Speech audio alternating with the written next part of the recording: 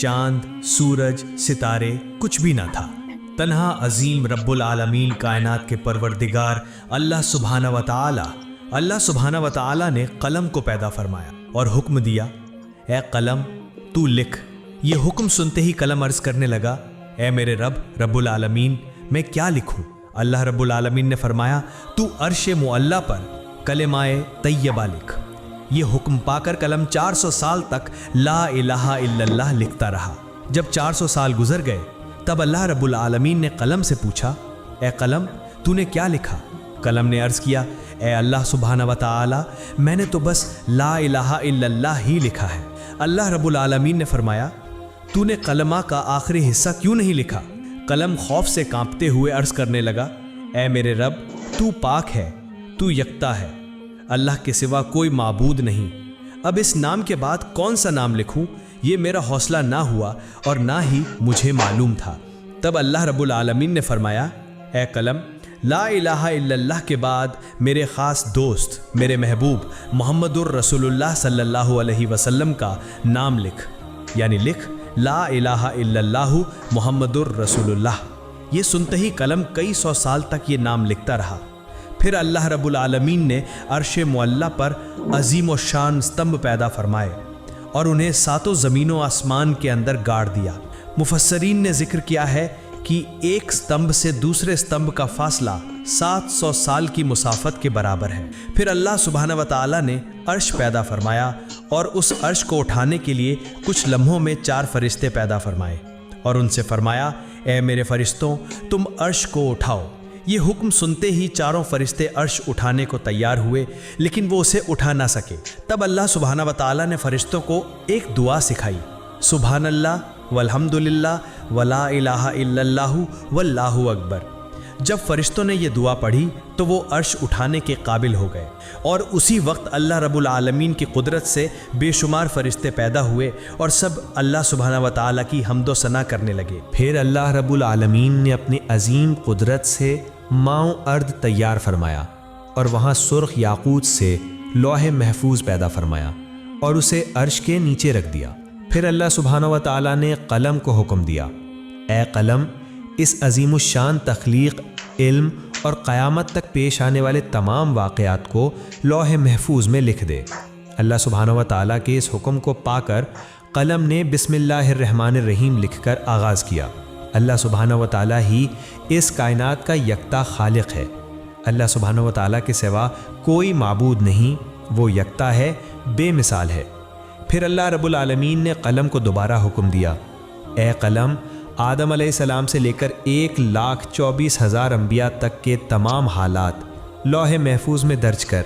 बस कलम ने यह हुक्म पाकर तमाम मखलूक़ात और तमाम वाक़यात को लिख दिया। इसके बाद अल्लाह सुब्हाना व तआला ने याकूत की तरफ नज़र डाली तो याकूत खौफ से पिघल गया और पानी में तब्दील हो गया। फिर अल्लाह सुब्हाना व तआला की बेपाया कुदरत से हवा पैदा हुई और रब्बुल आलमीन ने उसे शुमाल, जुनूब, मशरिक़ और मगरिब की तरफ भेज दिया और फरमाया, तुम लोग तेज़ रफ्तारी से बहते हुए पानी में लहरें पैदा करने लगे और झाग उठने लगा और फ़ौरन ही अल्लाह सुब्हाना व तआला के हुक्म की तामील हुई। चुनांचे पानी के ऊपर झाग जम गया और उन झागों के बाहमी तसादुम से अल्लाह सुब्हाना व तआला के हुक्म से आग पैदा हुई। कुछ ही देर बाद उस आग से धुआं निकलने लगा। फिर अल्लाह सुब्हाना व तआला का अर्श पानी के बीच में कायम हुआ। अल्लाह रब्बुल आलमीन ने उस धुएं को 7 हिस्सों में तकसीम किया। उसके पहले हिस्से से पानी, दूसरे हिस्से से तांबा, तीसरे हिस्से से लोहा, चौथे हिस्से से चांदी, 5वें हिस्से से सोना, छठे हिस्से से मवारिद यानी मोती और 7वें हिस्से से याकूत पैदा फरमाया। इसके बाद अजीम अल्लाह सुब्हानहु व तआला ने अपनी कुदरत से पानी से पहला आसमान, तांबे से दूसरा आसमान, लोहे से तीसरा आसमान, चांदी से चौथा आसमान, सोने से 5वां आसमान, मवारिद से छठा आसमान और याकूत से 7वां आसमान बनाया। एक आसमान से दूसरे आसमान तक का फासला तकरीबन 500 साल की मसाफत के बराबर है। फिर अल्लाह सुब्हानहु व तआला की कुदरत से पानी से बदलकर एक सुर्ख रंग की मिट्टी की मानिंद चीज़ वजूद में आई। तब अल्लाह रब्बुल आलमीन ने 4 फरिश्तों हज़रत जिब्राईल, मीकाईल, इसराफील और अज़राईल अलैहिमुस्सलाम को हुक्म दिया कि चारों तरफ से उसको खींचो। اللہ سبحانہ و تعالیٰ کے حکم پر انہوں نے ایسا ہی کیا اور وہ چیز ایک وسیع و عریض زمین کی صورت اختیار کر گئی۔ پھر اللہ رب العالمین نے محض 6 دنوں میں آسمان، زمین، چاند، سورج، سیارے اور ستارے یعنی اس کائنات میں جو کچھ ہے سب کچھ پیدا کر دیا۔ پھر 1000 سال بعد اللہ رب العالمین نے بے دھواں آگ پیدا کی اور اس سے جنات کو پیدا فرمایا۔ جنوں میں ایک نبی بھیجے گئے جن کا نام یوسف تھا۔ اللہ سبحانہ و تعالیٰ نے اس نبی کو شریعت کے احکام سکھائے اور انہیں دنیا میں بھیجا۔ اس طرح جنات کی زندگی چلنے لگی، لیکن بہت سالوں کے بعد جنات اللہ سبحانہ و تعالیٰ کے احکام بھول گئے اور سب کے سب گمراہ ہو کر گناہوں میں ڈوب گئے۔ تب وہی یوسف نامی جن سب سے کہنے لگے، اے جنوں کی جماعت، اللہ سبحانہ و تعالیٰ سے ڈرو، گناہوں سے باز آ جاؤ۔ کیا تم بھول گئے ہو اللہ سبحانہ و تعالیٰ یکتا ہے، اس کے سوا کوئی معبود نہیں؟ پس توبہ کرو اور سیدھے راستے پر واپس آ جاؤ اور اللہ سبحانہ و تعالیٰ کے احکام مانو۔ لیکن جنوں کی جماعت نے اس کی بات نہ مانی اور سب نے مل کر اسے قتل کر دیا۔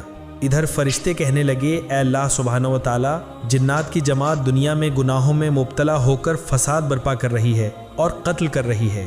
اللہ رب العالمین نہایت رحیم و کریم ہیں، اس کی رحمت بے پایا ہے۔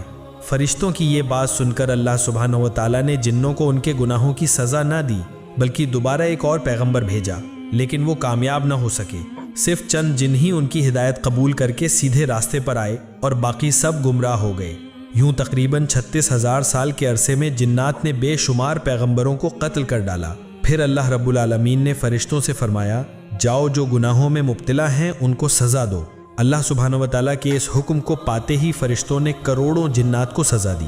صرف وہی مومن جن جو گنہگار جنوں کے خوف سے جنگلوں، پہاڑوں اور گفاؤں میں بیٹھ کر اللہ سبحانہ و تعالیٰ کی عبادت کرتے تھے، وہی فرشتوں کے ہاتھ سے بچ گئے۔ اس وقت فرشتوں نے دیکھا کہ ایک کم عمر حسین و جمیل جن تنہا کھڑا ہے۔ اس کا نام ابلیس تھا۔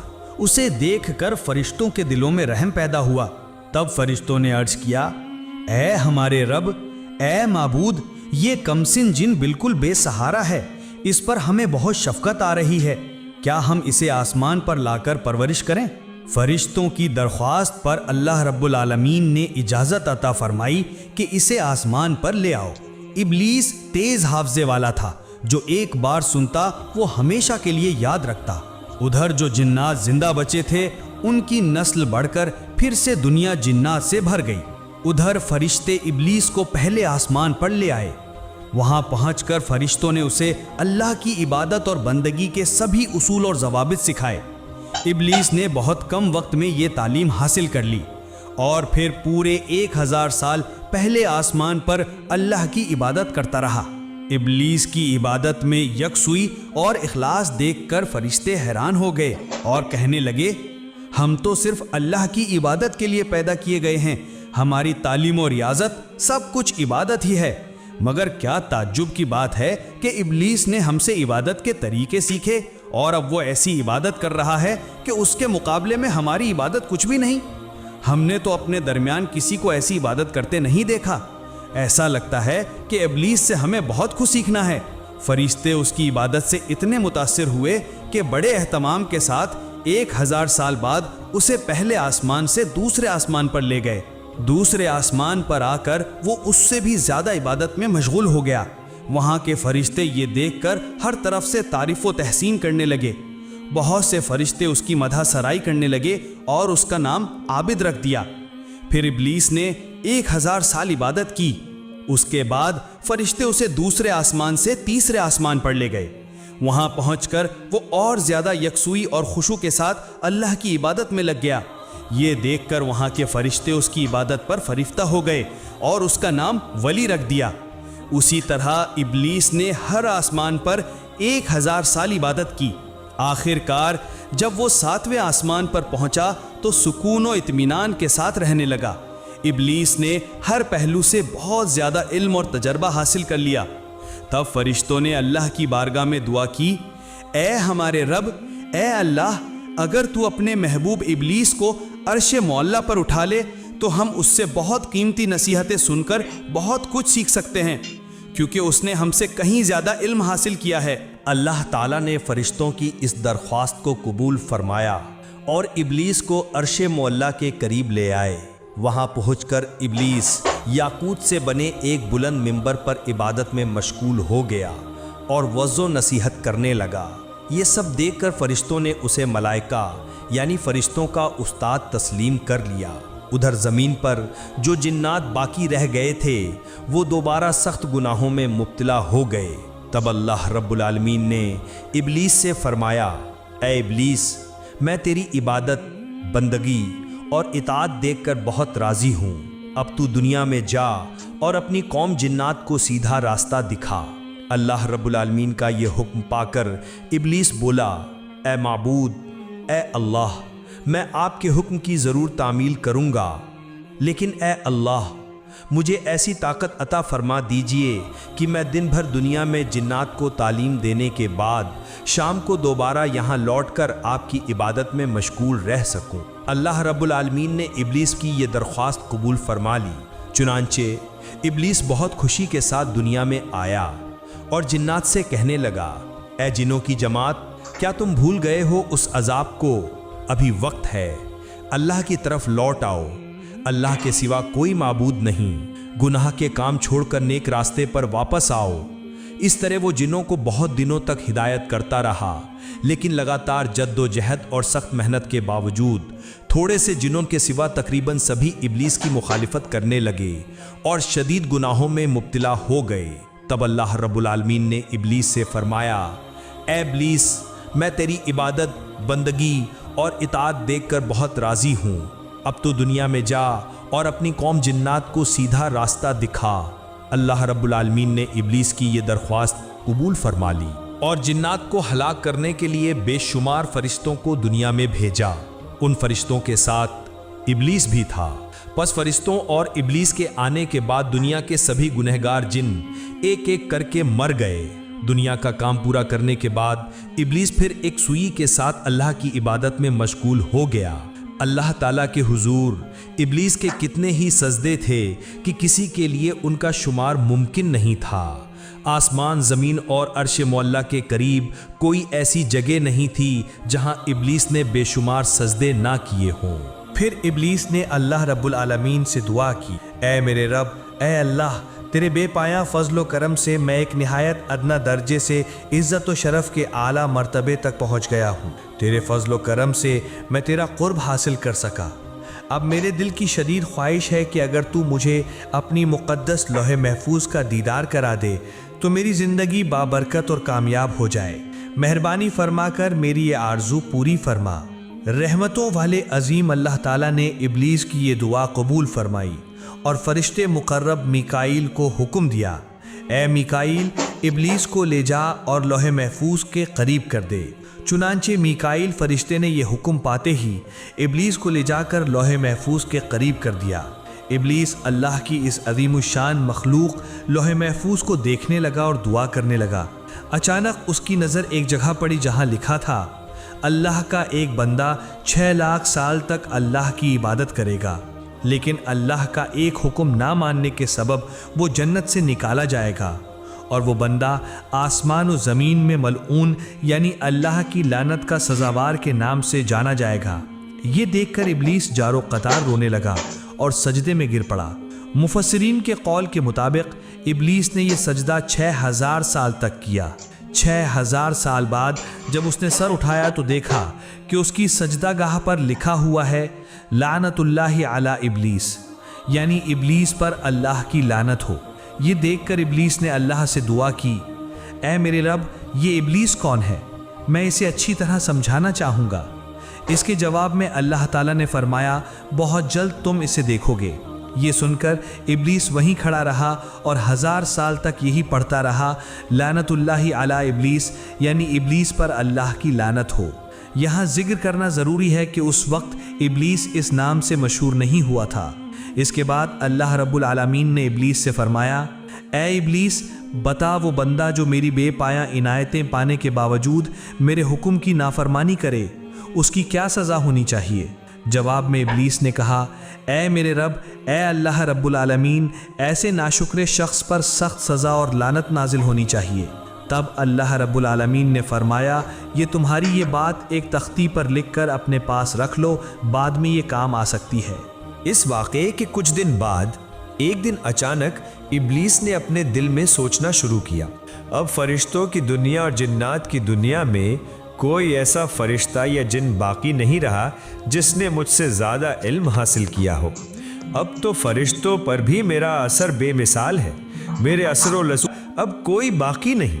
میرا خیال ہے کہ رب العالمین کائنات کی تدبیر اور انتظام کی ذمہ داری صرف مجھے ہی دے سکتا ہے۔ اس واقعے کے کچھ دنوں بعد اللہ تعالیٰ کے ایک گروہ فرشتے لوح محفوظ پر ایک تحریر دیکھتے ہیں جس میں لکھا ہوتا ہے، بہت جلد ایک شخص پر اللہ کی لعنت نازل ہوگی۔ یہ تحریر دیکھ کر سارے فرشتوں کا گروہ خوف سے کانپنے لگا۔ وہ کہنے لگے، نہ جانے وہ بد نصیب کون ہے جس پر یہ بدقسمتی نازل ہوگی۔ سب فرشتے فکرمند اور پریشان ہو کر روتے روتے اپنے استاد ابلیس کے پاس حاضر ہوئے۔ ابلیس نے انہیں دیکھ کر کہا، کیا بات ہے، تم سب یوں کیوں رو رہے ہو؟ تب فرشتوں نے کہا، اے استاد، لوح محفوظ میں لکھا ہے کہ ایک شخص پر اللہ کی لعنت نازل ہوگی، اسی سوچ اور خوف کی وجہ سے ہم رو رہے ہیں۔ استاد، آپ ہمارے لیے دعا کریں کہ ہم اللہ کی لعنت سے بچ سکیں۔ ابلیس نے یہ سب سن کر مسکرا دیا اور اللہ تعالیٰ کے دربار میں دعا کی، اے میرے رب، اے مہربان اللہ، تو ان فرشتوں میں سے کسی پر بھی لعنت نہ فرما۔ اللہ رب العالمین نے فوراً ابلیس کی یہ دعا قبول فرما لی۔ کچھ دنوں بعد ایک دن ابلیس نے عرش معلیٰ کے ایک تخت پر روشن نور کی حروف میں ایک تحریر دیکھی۔ وہاں لکھا تھا، اعوذ باللہ من الشیطان الرجیم، یعنی میں اللہ تعالیٰ کی پناہ مانگتا ہوں اس مردود شیطان سے۔ یہ تحریر دیکھ کر ابلیس سخت حیران ہوا اور اللہ سے پوچھنے لگا، اے میرے رب، وہ کون بدبخت شیطان ہے جس سے بچنے کے لیے تیری پناہ مانگنے کا حکم لکھا گیا ہے؟ اللہ رب العالمین نے فرمایا، بہت جلد تم اسے پہچان لوگے۔ ادھر جنات میں فساد برپا کرنے والوں کو ہلاک کر دینے کے بعد اللہ رب العالمین نے اعلان فرمایا، اے میرے فرشتوں، میں زمین پر ایک نیا خلیفہ پیدا کرنے والا ہوں۔ یہ اعلان سن کر تمام فرشتے اللہ تعالیٰ سے عرض کرنے لگے، اے ہمارے رب، اے مہربان اللہ، کیا آپ ایسا نمائندہ پیدا کریں گے جو زمین میں فتنہ اور خون ریزی کرے گا جیسے پہلے ہوا تھا؟ حالانکہ ہم تو تیری تسبیح اور حمد بیان کرتے ہیں۔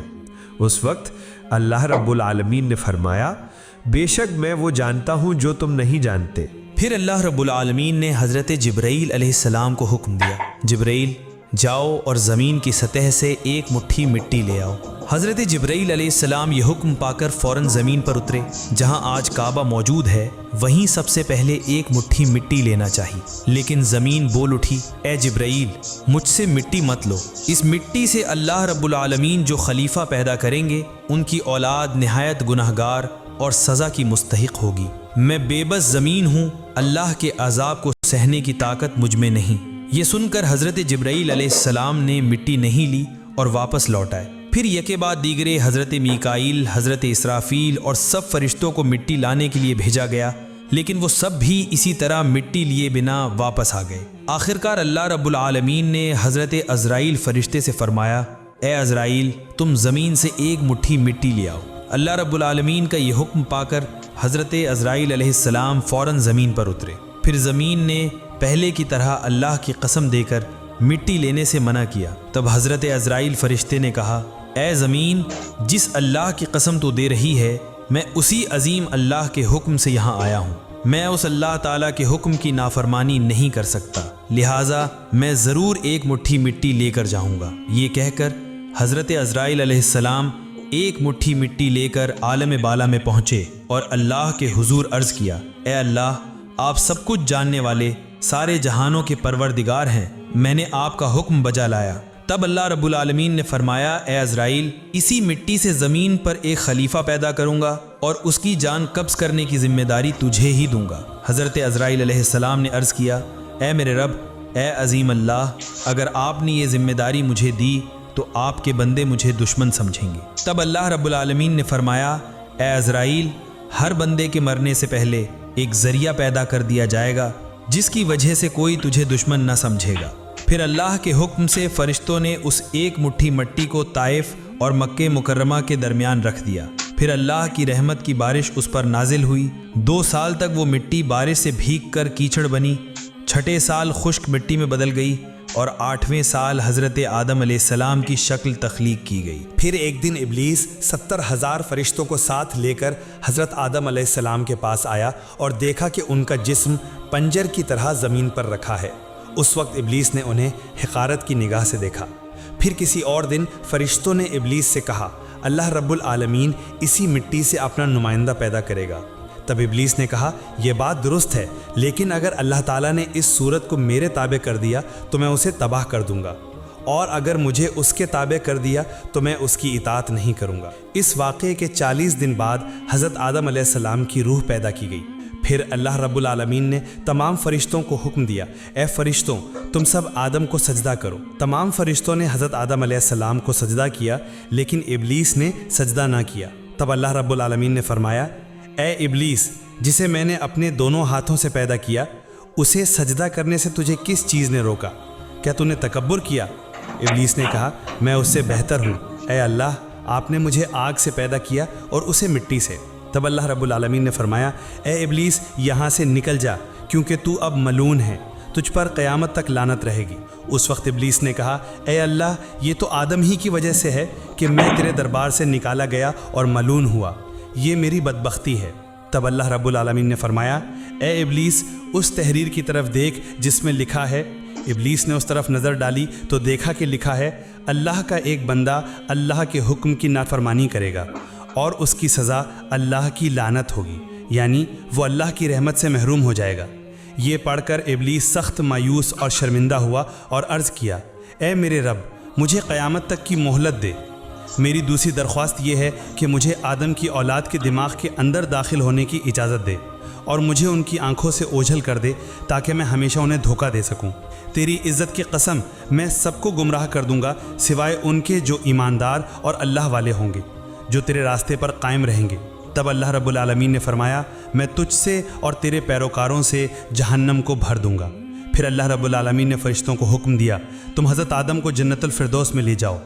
فرشتوں نے یہ حکم ملتے ہی حضرت آدم علیہ السلام کو جنت الفردوس میں پہنچایا اور اللہ تعالیٰ نے انہیں اپنی ساری نعمتیں عطا فرمائیں۔ پیارے ناظرین، اگر آپ چاہتے ہیں کہ اس کے بعد کا حصہ بھی سنیں تو اپنی رائے کامنٹس میں ضرور دیں، اور اللہ کرے کہ ہم سب شیطان کے دھوکے سے بچیں، یعنی ہم سب برے راستے چھوڑ کر صرف اللہ کے دکھائے ہوئے سیدھے راستے پر چلیں۔ اللہ رب العالمین ہم سب کو یہ توفیق عطا فرمائے، آمین۔